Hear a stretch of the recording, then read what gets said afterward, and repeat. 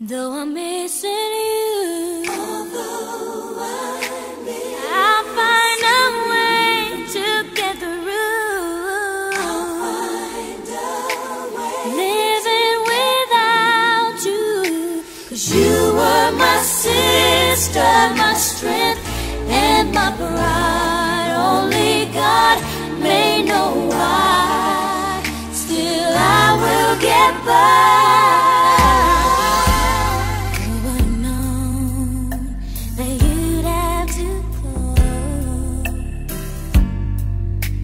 Suddenly so fast.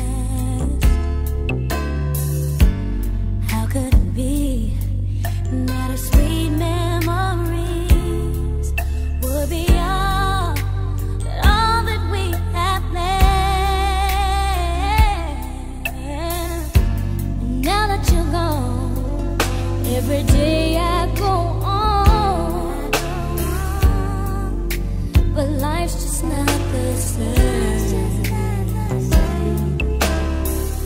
I'm so empty inside, and my tears I can't hide. But I'll try to face the pain. Though I'm missing you, I'll find a way to get through. Living without you, 'cause you were my sister, my strength, and my pride. Only God may know why. What motivated you to write this book?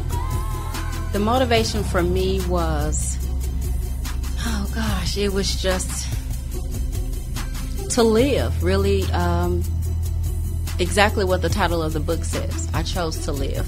I am by nature just, an extrovert, a exploding box of crayons. I've always been upbeat, laughing, and, after Lauren died, having just time and looking in the mirror and didn't like who I was. Now, you mentioned Lauren. My daughter, Lauren. Okay. And how long has it been since she went home? It has been 12 years this year. 12 years this year. Yes. She would have been 21 in March. My God. 21. It was a milestone. Huge. So she got 12 years in heaven. Yes, she does. So she been building up your blessings for 12 years. She got somebody in heaven. Yes. Building up her blessings. Right. Sitting right beside the to the right hand of the Father. Whispering to him. See mama down there? Strengthen mama. Strengthen mama. Give her the words to say for that book. Give her. I'm so happy she's on that Christian hip hop show, because that music my mama listens to, Yeah, but God bless you, sister. Yeah, she loves the rap, huh? Sign of strength. Yeah. I do. Now we got something for her right now. We got some Christian hip hop for her, She said she like rap. Let's get back to the book, because really the Mission Radio Show is going to start a book club. We had a young lady in here last week.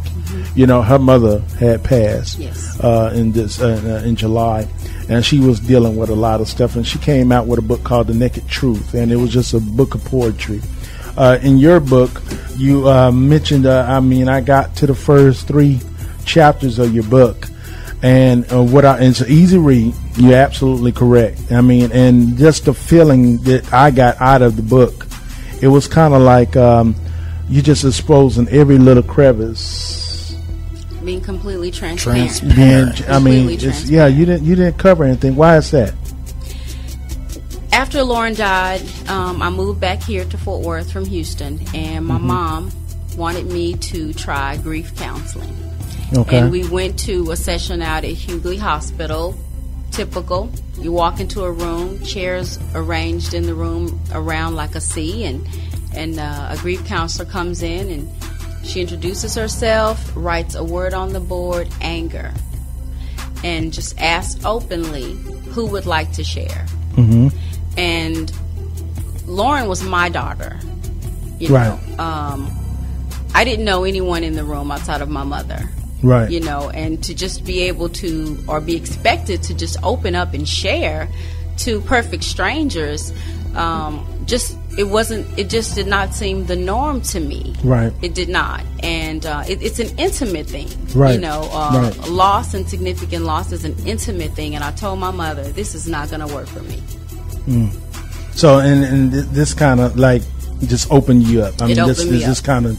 I So just started this- writing. And you guys do yourself justice by picking up "I Chose to Live," you know, because this is just raw. You know, I mean, at first I was like, could I have wrote a book like this after my child had passed?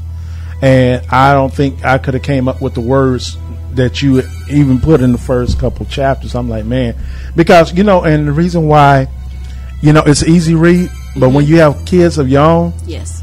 you know, and you start thinking about it, it's just kind of like, dang, man, what would I have done? You know? It put that lump in my throat. Yes. Really? You know, in life, our parents have us. They take care of us as children, and we grow to become adults. And as we get older, they get older. Right. And the roles are reversed. Right. We start taking care of them. And the natural cycle of life, we know that they're going to die. We'll get older. We'll have children. And that cycle continues. Right. But when there's a break in the cycle, Right. nobody ever expects their child to die. That's You right. know, we're going on tough. about our lives, working, taking care of home, paying bills, and it's never a thought. It's probably the furthest thought from your mind. It is. It is. And I did not expect Right. that I would not have Lauren here with me Right. Physically. physically. Right. We have a call online, Miss Laynette. What's up now? Hey man, this is DJ J Rock again. Hey, what's up, DJ J Rod? Voice Hey, sounds now, Doc, familiar. man, I'm calling in support of my sister, man, Laynette McArthur, man. That's my sister, man. I love her to life. Oh, She's not just talking about it. She is about it, man. I know her on a personal level.